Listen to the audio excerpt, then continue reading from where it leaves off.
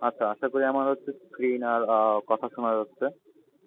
তো আমাদের যে ফার্স্ট লিরিক্স ছিল সেটা ক্রিপ্টোগ্রাফির উপরে। ক্রিপ্টোগ্রাফির টোটাল 4টা ভিডিও দেওয়া আছে। এই 4টা ভিডিওর উপরে মেনলি লাইকটা। তো ক্রিপ্টোগ্রাফিতে মেইনলি আমরা সাইফার, ডিসাইফার, হ্যাশ এগুলো নিয়ে আলোচনা করি।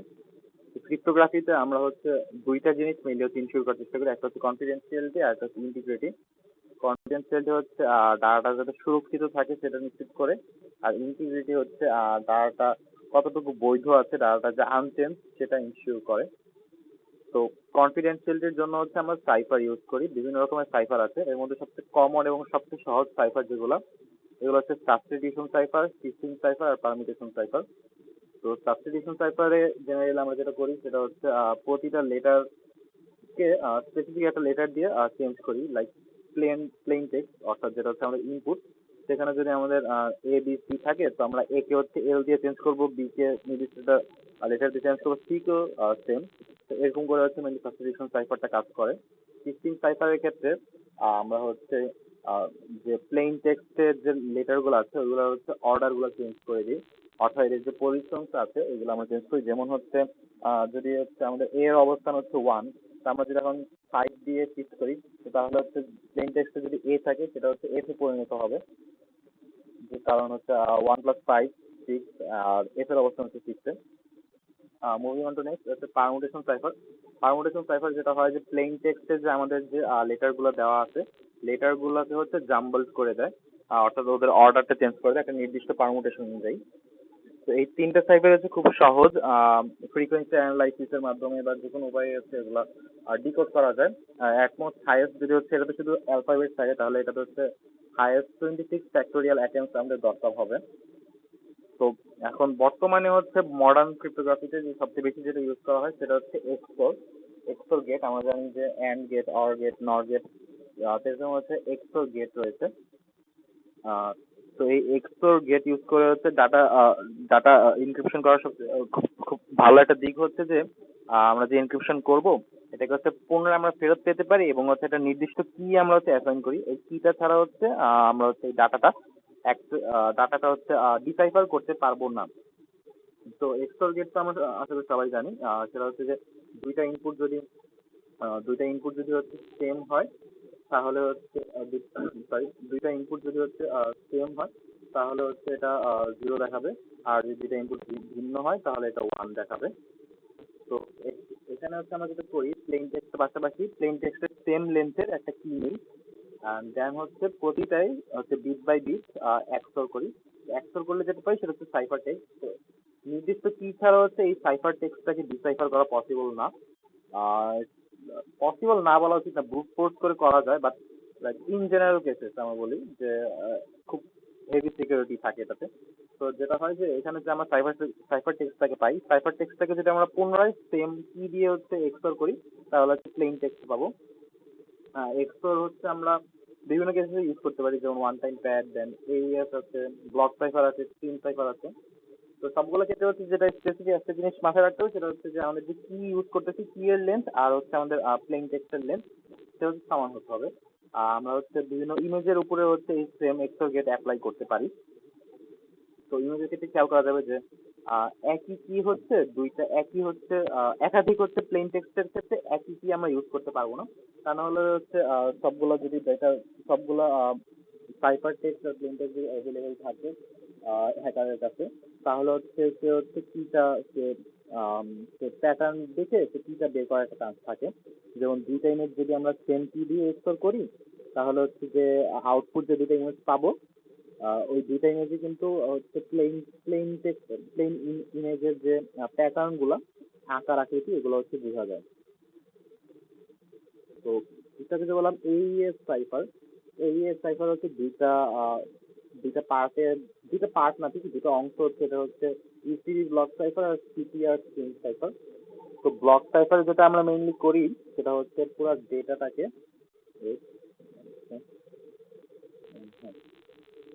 আমরা পুরো ডেটাটাকে একটা ব্লক আকারে নেই। দেন প্রতিটা ডেটার বিট বাই বিট আমরা যাই, এবং আমাদের যে যে কোনো সাইফার ইউজ করা হয়, তো মেইনলি এখানে এক্সটোর ইউজ করা হয়। যেমন এইএস এর কথা যদি বলি, যেখানে আমরা ইসিপি বলতেছি, সেখানে হচ্ছে যে আমাদের যে এক্সটরের যে কিটা ইউজ করে এবং বিট বাই বিট এক্সটর করে হচ্ছে যে ব্লক আকারে সাইফারটা পাওয়া যায়। অ্যান্ড এখানে হচ্ছে একটা উপায় আছে যে কি হচ্ছে যে আমরা যে প্রথম যে আউটপুটটা পাবো, প্রথম যে আউটপুট সাইফার টেক্সটটা পাবো, ওইটাকে আবার আমরা নেক্সট ব্লকের জন্য হচ্ছে কি হিসেবে ইউজ করতে পারি। তো এতে কি হয়, এতে র্যান্ডমনেসটা বাড়ে। তো র্যান্ডমনেস বাড়ার কারণে ডাটাটা আরো হচ্ছে সিকিউরড হয়। তো এই জন্য এটাকে বলা হয় যে cipher block chaining. And then হচ্ছে স্ট্রিম সাইফারে কি হয়, পুরো ডাটাটা হচ্ছে একটা ব্লক আকার আমাদের কাছে থাকে না, ডাটা হচ্ছে ভাগ ভাগ করে আসে। তো ভাগ ভাগ করে যেটা আসে আমরা এটাকে হচ্ছে আলাদা আলাদা করে এটাকে হচ্ছে আমরা ব্লক বাই ব্লক এটাকে আমরা সাইফার অ্যাপ্লাই করি। তো মেইনলি হচ্ছে সিপিআর এর ক্ষেত্রে সেখানে হচ্ছে আমরা কি করি, ফার্স্টে হচ্ছে কি এর মাধ্যমে তো এই ইনক্রিপশন করা হয়। এই ইনক্রিপশনের ক্ষেত্রে আমরা হচ্ছে ইনিশিয়াল ভেক্টর ইউজ করি। ইনিশিয়াল ভেক্টর হচ্ছে যে কোনো হচ্ছে একটা 8 বিট লেন্থ ইন জেনারেল থাকে আর কি। অ্যাকচুয়ালি 8 বিট লেন্থে যে কোনো হচ্ছে আমরা বিট ইউজ করি, যেটাকে ইনিশিয়াল ভেক্টর বলে। তো ওই ইনিশিয়াল ভেক্টরটাকে হচ্ছে আমরা ফার্স্টে কি এর সাহায্যে এক্সটর কি এর সাহায্যে হচ্ছে এই ইনক্রিপশন অথবা এক্সটর করে একটা সিকোয়েন্স পাই। তো সিকোয়েন্স পাওয়ার পর ওই সিকোয়েন্সটাকে আবার আমরা হচ্ছে প্লেন টেক্সটের সাথে এক্সটর করি। দেন হচ্ছে আমরা ফাইনাল সাইফার টেক্সটটা পাই।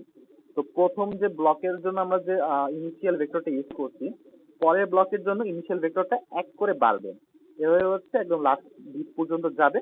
And প্রতিটা ক্ষেত্রে যেটা হয়, ইনিশিয়াল ভেক্টর আর হচ্ছে কি এই দুইটা হচ্ছে এই ইনক্লুশন দিয়ে যায়। দেন একটা সিকোয়েন্স পাই, ওই সিকোয়েন্সটা হচ্ছে আবার প্লেন টেক্সটের সাথে এক্সটর হয়ে ফাইনালি যে সাইফার টেক্সট, সেই সাইফার টেক্সটটা পাওয়া যায়।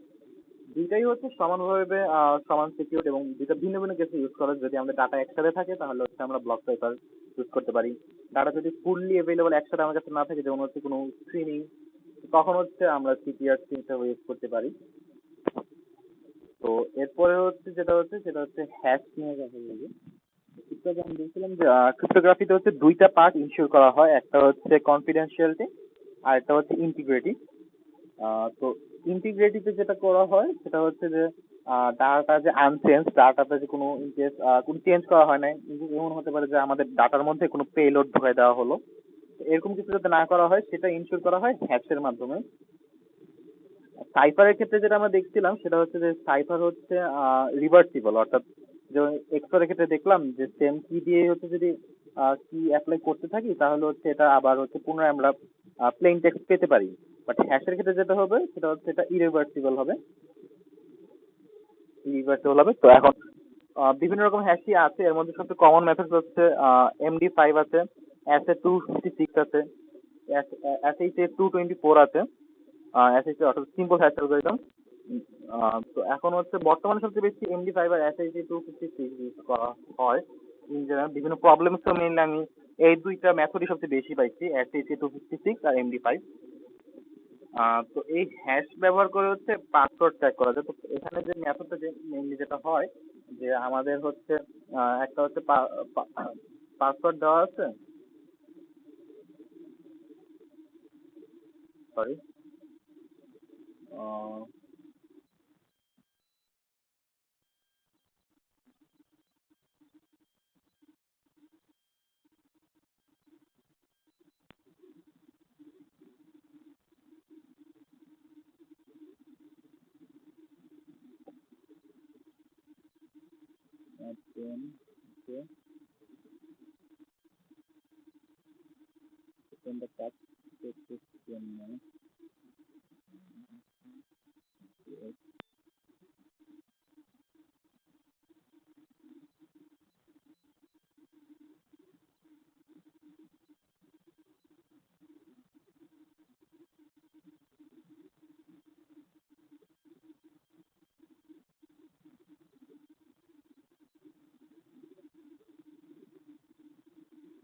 আচ্ছা আমি হচ্ছে চেক দিয়ে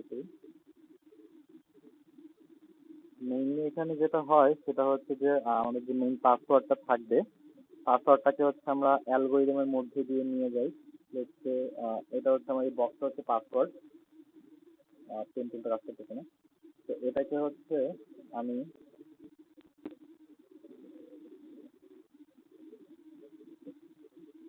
এটাকে হচ্ছে কোনো একটা হ্যাশ অ্যালগোরিদমের মধ্যে দিয়ে নিয়ে আমি হচ্ছে যে হ্যাশ এরকম হচ্ছে অ্যারো এরকম হচ্ছে যে জিগজ্যাগ আছে ওটা হচ্ছে let's say আমি হচ্ছে হ্যাশটা পাইছি। এখন যেটা হয় যে তখন হচ্ছে আমি যদি হচ্ছে আবার হচ্ছে এটা তো এভাবে হচ্ছে একটা ডাটাবেসে স্টোর থাকবে। পুনরায় যদি হচ্ছে আমি হচ্ছে আরেকটা পাসওয়ার্ড হচ্ছে এন্টার করি, তখন কি হবে সেটা হচ্ছে ফার্স্টে হচ্ছে সেম হ্যাশ অ্যালগরিদমের মধ্যে দিয়ে যাবে। হ্যাশ অ্যালগরিদমের মধ্যে দিয়ে যাওয়ার পর এরা হচ্ছে ভেরিফাই করবে যে আমাদের যখন এই যে এখানে জিগজ্যাগ দিয়ে যে আমি হ্যাশটা বুঝাইছি ওই হ্যাশের সাথে এটা ম্যাচ করে কিনা। যদি ম্যাচ করে তাহলে হচ্ছে পাসওয়ার্ড কারেক্ট, আর যদি ম্যাচ না করে তাহলে হচ্ছে ইনকারেক্ট। তো এখন এই ক্ষেত্রে এগুলো এই কনসেপ্টটাকে ইউজ করে হচ্ছে ক্র্যাক পাসওয়ার্ড করা হয়। তো মেইনলি খুব বেশি ইউজ করা হয়েছিল জন দ্য রিপার। এটা দিয়ে আমরা হচ্ছে SSL log in, zip file tracking, যে কোনো password tracking actually mainly use করা যায়। এটা মেইনলি যেটা করে যে আমাদেরকে হচ্ছে একটা ওয়ার্ড লিস্ট প্রদান করা হয় একে। ওয়ার্ড লিস্ট থেকে প্রতিটা ওয়ার্ড লিস্ট হচ্ছে এরা হচ্ছে ব্রুট ফোর্স করে হচ্ছে অ্যাপ্লাই করতে থাকে ওই অ্যালগোরিদমের মধ্যে দিয়ে। যে যে পাসওয়ার্ডটা হচ্ছে অ্যালগোরিদমের মধ্যে যাওয়ার পর হচ্ছে আমাদের হচ্ছে ওই হ্যাশের সাথে মিলে যায়, তো সেই সেই পাসওয়ার্ডটা হচ্ছে মেইনলি কারেক্ট পাসওয়ার্ড। এভাবে হচ্ছে ক্র্যাক পাসওয়ার্ড করা যায়। তো হ্যাশ হ্যাশ যাতে ডিক্রিপ্ট করা না যায়, কারণ না হলে তো ডাটা ইন্টিগ্রিটি ঠিক থাকতেছে না। হ্যাশ ডিক্রিপ্টিং যদি আমাদের ইনশিওর করতে হইলে আমরা দুইটা জিনিস করা হয় অ্যাকচুয়ালি। একটা হচ্ছে কনফিউশন আর একটা হচ্ছে ডিফিউশন। কনফিউশন যেটা হচ্ছে যে ইন কেস হচ্ছে কোনো একজন হ্যাকার, তার কাছে হচ্ছে সে হচ্ছে অনেকগুলা হচ্ছে প্লেন টেক্সট, সরি অনেকগুলো হচ্ছে সাইফার টেক্সট আর হচ্ছে অ্যালগোরিদমটা, যে অ্যালগোরিদমটা কিভাবে কাজ করে এটা জানতে পারলো। কিন্তু কনফিউশন টেকনিক অ্যাপ্লাই করার কারণে সে হচ্ছে তার কাছে যদি একাধিক থাকেও সে হচ্ছে কোনো প্যাটার্ন খুঁজে পাবে না বা কোনো গেস করতে পারবে না। তো হ্যাশ অ্যালগোরিদম যেটা হয় যে আমরা যদি প্রতিটা লেটার কোনো একটা কোনো একটা লেটার না ঠিক কোনো একটা প্লেন টেক্সটে যদি লাস্টের যে লেটারটা থাকে, ইনকেস লাস্টের লেটারটা ছিল এ, আমরা হচ্ছে এ কে হচ্ছে বি তে চেঞ্জ করে দিলাম। এই জাস্ট লাস্ট লেটার চেঞ্জ করার কারণে পুরো হ্যাশের মধ্যে ড্রামাটিক চেঞ্জ হচ্ছে এসে পড়বে। আর হচ্ছে এরপরে যেটা হচ্ছে সেটা হচ্ছে diffusion.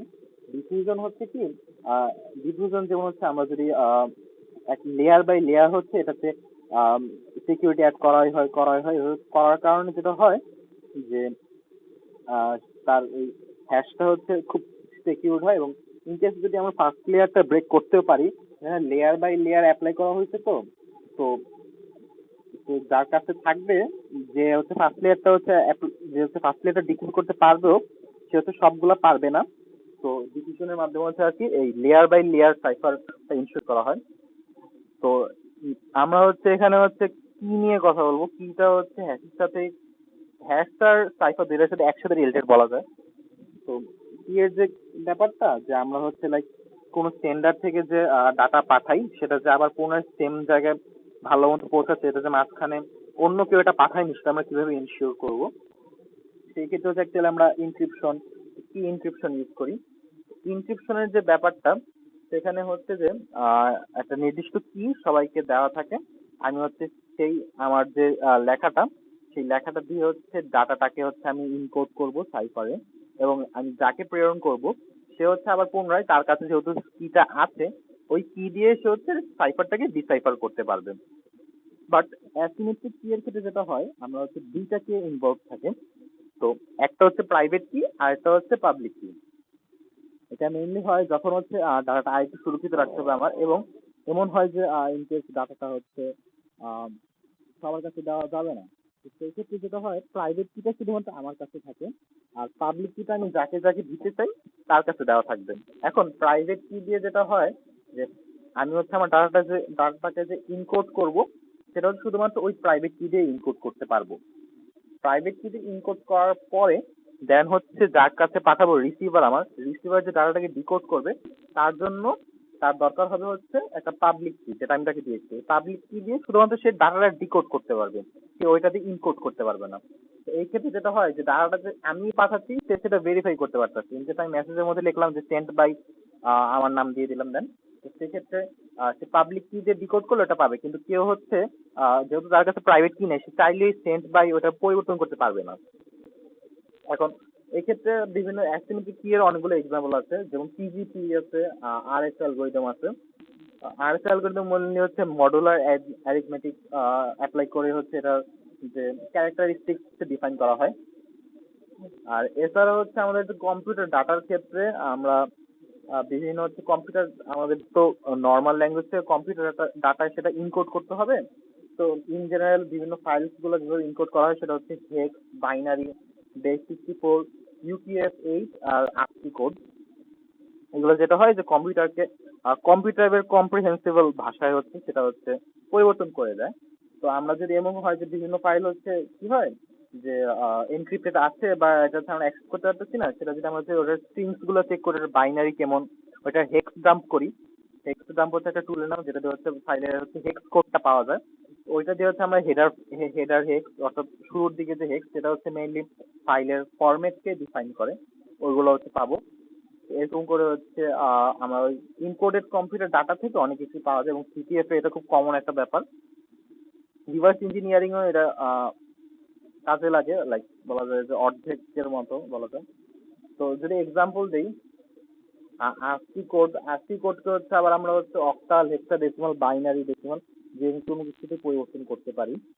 R then there is base 64, এই দুইটাই হচ্ছে কেস সেন্সিটিভ, অর্থাৎ লাইক লেটস আমার কাছে ক্যাপিটাল এ আছে আর হচ্ছে স্মল এ আছে।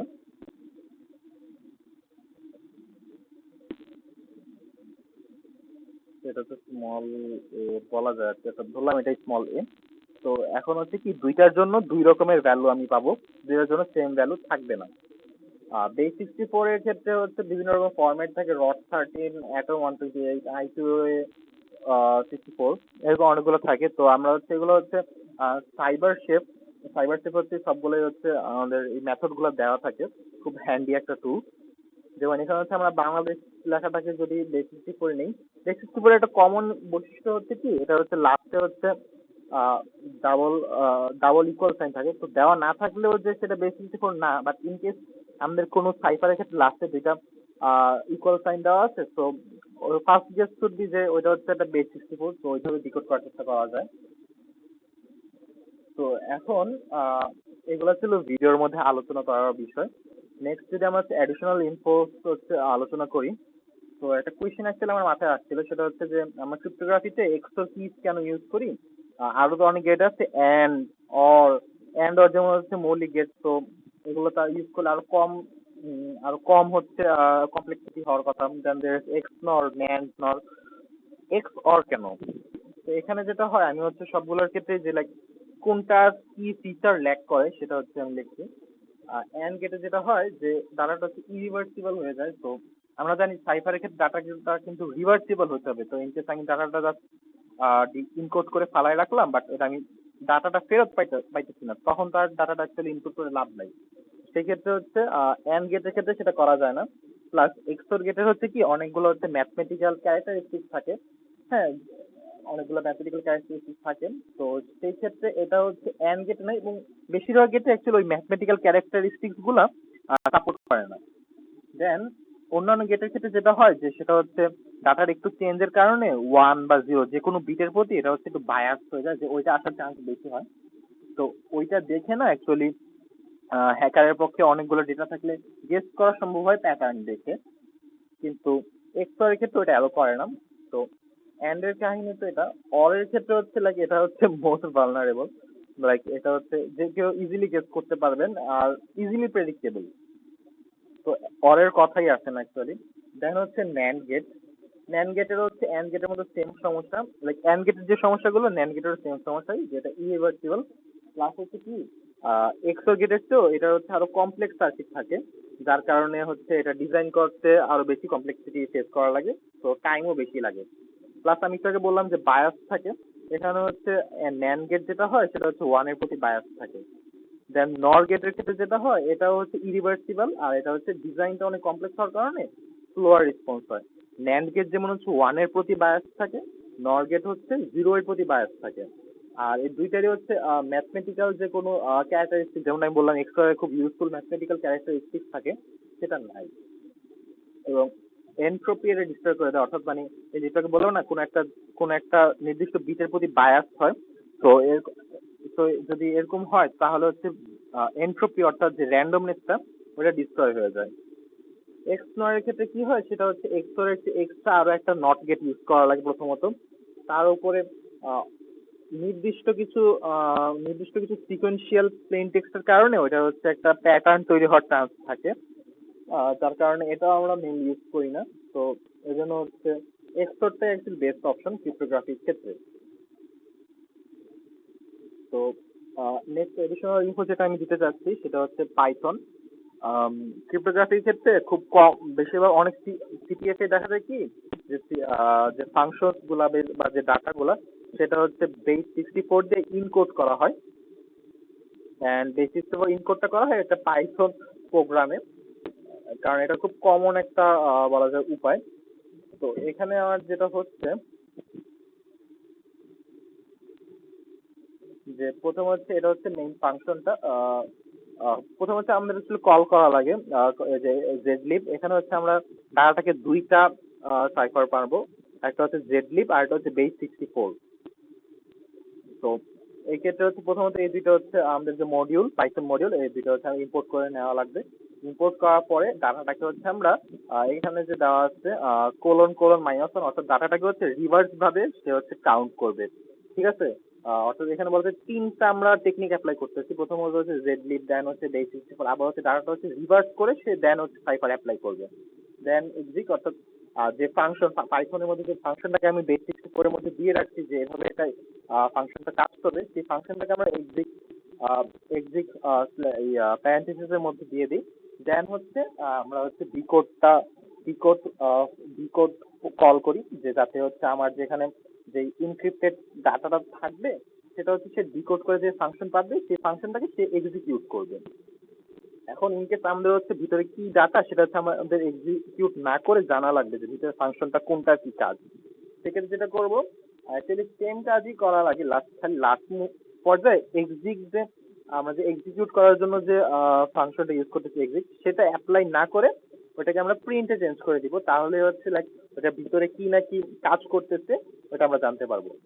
এভাবে হচ্ছে মেইনলি পাইথন প্রোগ্রাম ইউজ করা হয়। তো বেস 64 যে অপশন থাকবে এরকম না, বাট আমি অনেক সিটিএফ এ পাইছি যে সেখানে হচ্ছে পাইথন দিয়ে হচ্ছে ডাটাটা এনক্রিপ্ট করে রাখে। এন্ড এভাবে আমরা হচ্ছে পাইথন সম্পর্কে যদি আমাদের নলেজ থাকে তাহলে হচ্ছে আমরা ওই ডাটাটা ডিকোড করতে পারবো। তো এখন হচ্ছে আমাদের ক্রিপ্টোগ্রাফি নিয়ে আমি আমার প্রবলেমে যাব। তো প্রবলেমে যেটা হচ্ছে স্টেটমেন্ট এখানে দেওয়া আছে, এন্ড এর সাথে হচ্ছে দুইটা অ্যাটাচমেন্ট ছবি থাকবে। ছবিগুলো আমি অ্যাকচুয়ালি স্লাইড অ্যাটাচ করিনি, এটা আমি গ্রুপে দিয়ে দিব। দুইটা ছবি প্লাস প্রবলেম স্টেটমেন্টটা মেইনলি হচ্ছে এটা ক্রিপ্টোগ্রাফির উপরেই প্রবলেমটা। এন্ড সব হিন্টস হচ্ছে এই প্রবলেমের মধ্যে দেওয়া আছে বলা যায়। ঠিক আছে? তো ক্রিপ্টোগ্রাফির স্লাইডটা এত পর্যন্তই ছিল। তো ক্রিপ্টোগ্রাফির স্লাইড তাহলে এখানেই শেষ হচ্ছে। Thank you.